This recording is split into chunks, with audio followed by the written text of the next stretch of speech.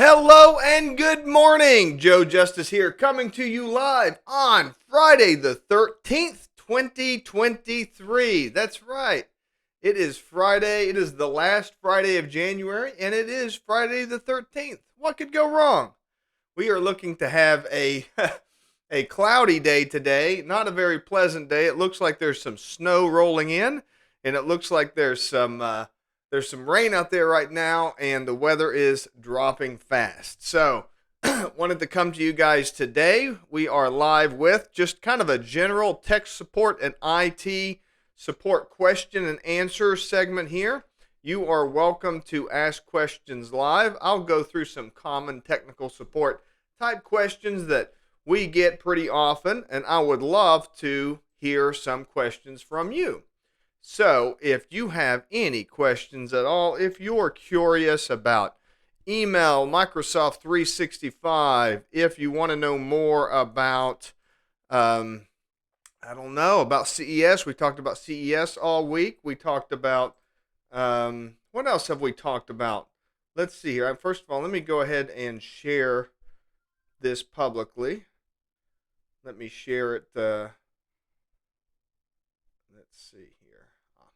So we're going to share this so that everybody can see it, and hopefully we'll get some live questions. Would love to get some live Q&A from everybody. We'll see what happens. So what are your questions? Drop us a comment. Let us know what your questions are for this live Q&A on what kind of on technical support or what kind of support that you need. So let's start out with one of the most common IT support questions that you get out there, and that is what to do when my computer is not working. So the funny thing about a question like that is that can mean a lot of different things. So when you say not working, the context really matters. Now, do you mean that your email isn't loading up? So are you opening Outlook and that's not loading? And even more, is it coming up with an error? Or is it doing something else? So when you say not working, it's important to understand that you need to communicate what you mean by not working. Let me give you an example. If you have a car, if you're driving in your car and it breaks down on the side of the road, now two things could be true at the same time. First of all, the car is broken. Second of all, the radiator's broken.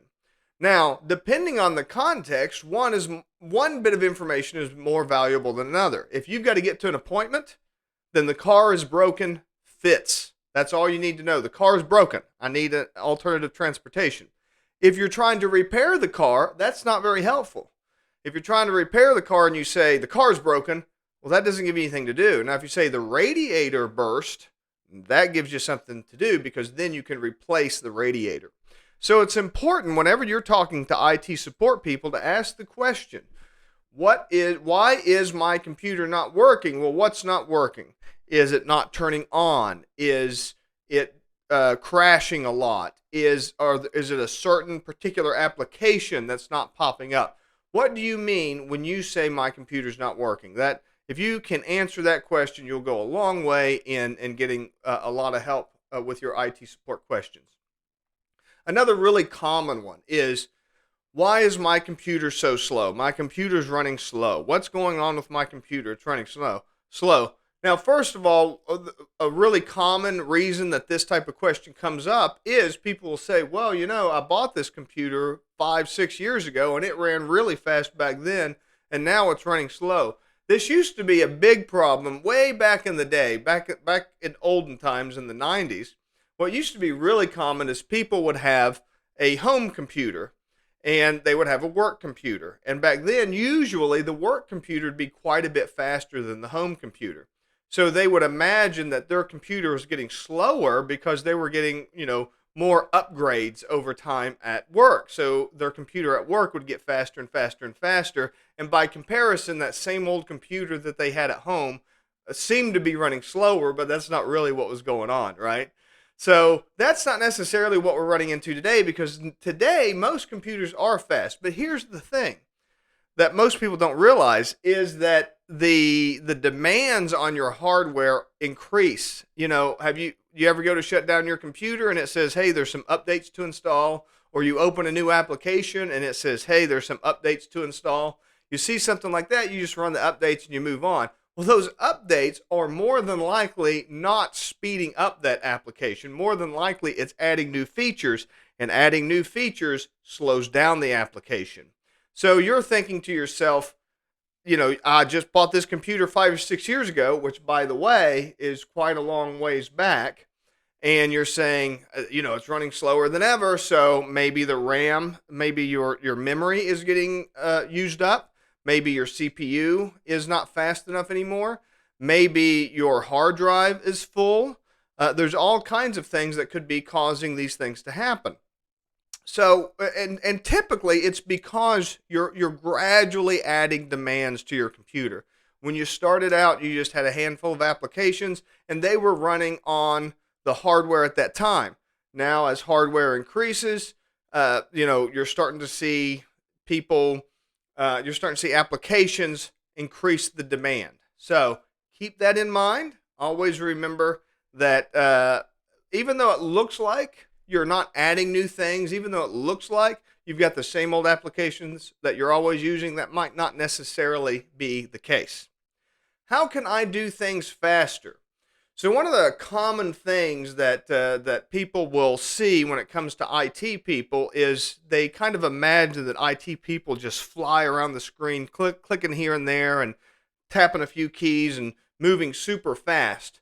And that's true to a certain degree. I'll tell you, IT people, because they've got so much muscle memory and so much control, they can typically type faster than they can think.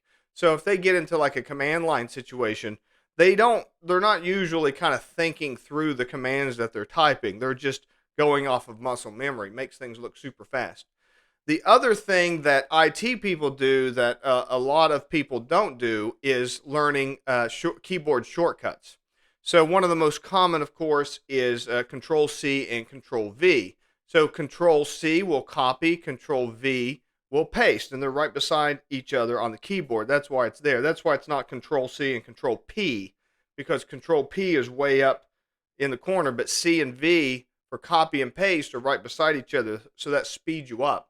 So you might see somebody that's experienced with technology using lots of keyboard shortcuts. So instead of bringing that keyboard shortcut up, they'll just highlight something, hit Control C, and then go to the other place, hit Control V. That copies and pastes. That makes them look super fast, and it's way faster than highlighting it with your mouse and then right-clicking on it and hitting copy. I want to remind you guys, as you're watching along here, if you got any questions, feel free to shoot me questions live. Just type it in the comment. I will be happy to answer your questions live. I got a couple others that have come in here that I've gotten through email and some other channels, some messages here. How do I recover a corrupt computer file? Aha. Now, that one is a tough one. So first and foremost, let's hope that when you say corrupt computer file that you just accidentally deleted the file. If you're in Windows or Mac OS and you actually delete the file, there's a good chance that it's actually still in the recycling bin, and you can go into the recycling bin and you can salvage it. Now, let's talk about something that's not so good if it's actually corrupted. So if you've saved over a previous file, or if something's happened to that file that's damaged it. Now, if you're using a OneDrive type service where the file's also stored in the cloud, there's a good chance that it's got some ability to recover that file through version history. So if you're using OneDrive to keep all your files, which I really highly recommend you do, especially if you're working with documents, if you've got you've got a file on there, then you actually get a version history. You can bring up the version history and you can say you want to restore from the previous version, and that's one way to do it. Even if the file is corrupted, if something happens to it on your local computer, so let's say a virus gets to it or something like that, and even if that virus replicates in the cloud, if you're using OneDrive, you can restore that to the previous version. It's no problem. It's very easy to do. Now, if it's on your hard drive, you don't have a backup of it, and you don't have it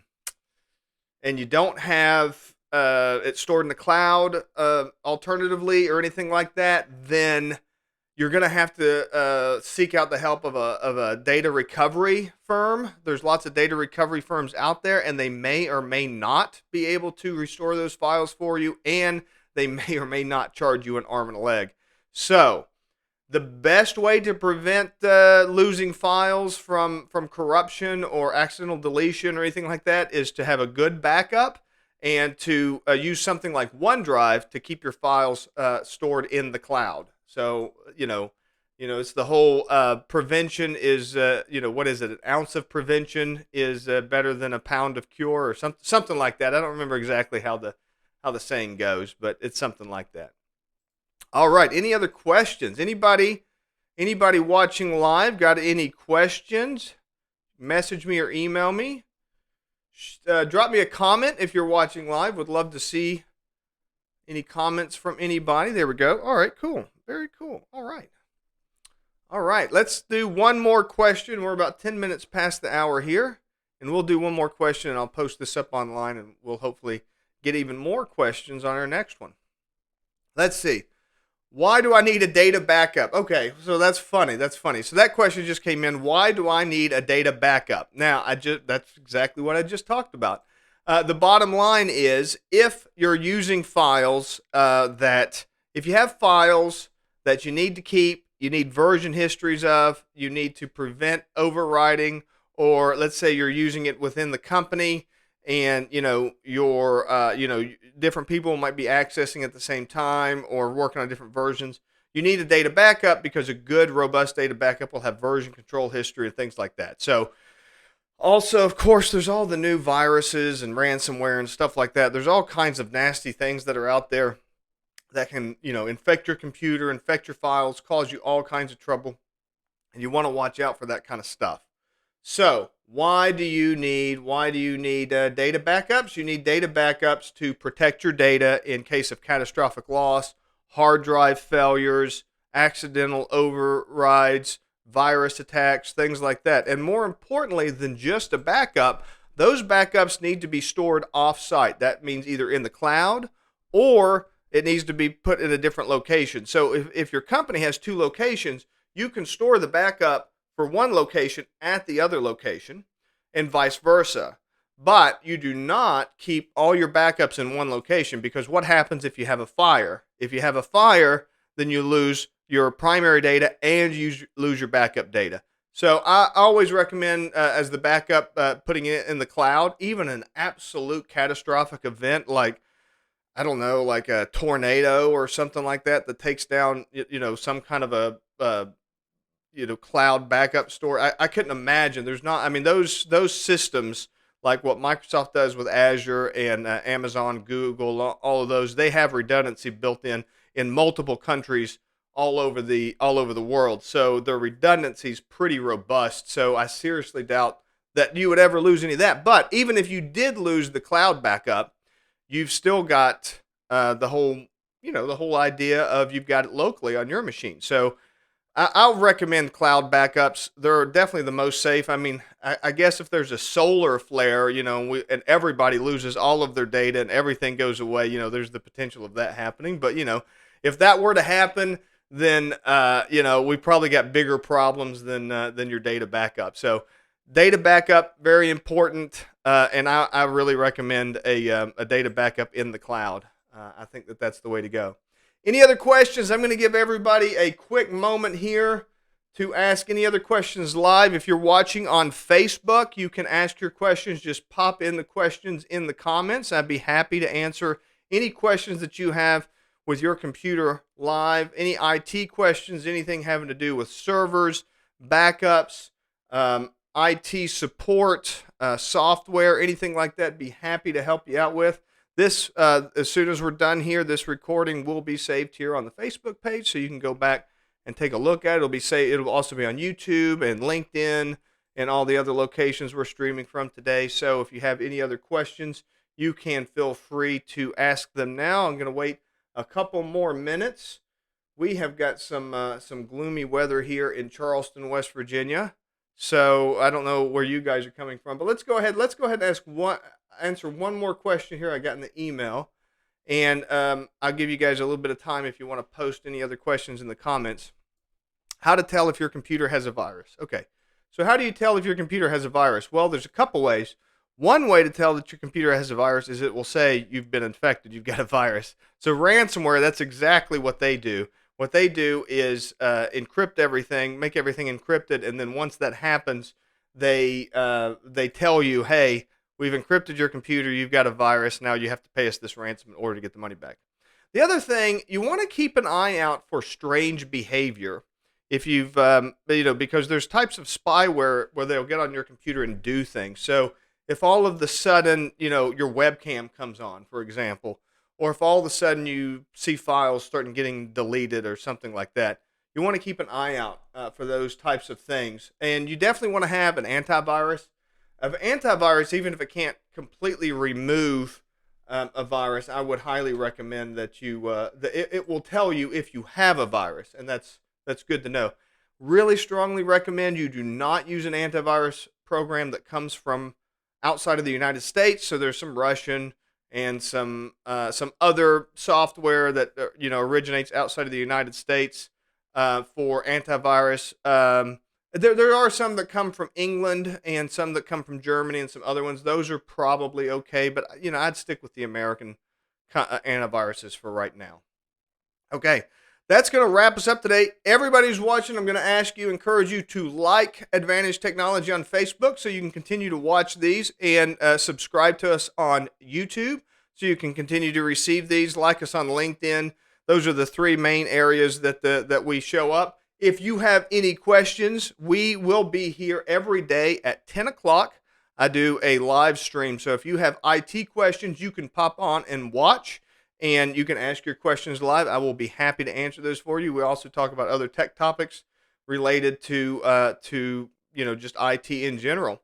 If you need any help, you can always give us a call, 866-793-8232, and we'd love to answer your questions and help you out with any IT problems that you have, whether it be telecom, servers, help desk, desktop, laptops. If you need hardware, anything in between, software development, we are here. And if we can't help you, we can definitely point you in the right direction. But odds are we can help you. So thank you for watching today. Please do like, subscribe, share this video with your friends. I hope that you found this helpful today.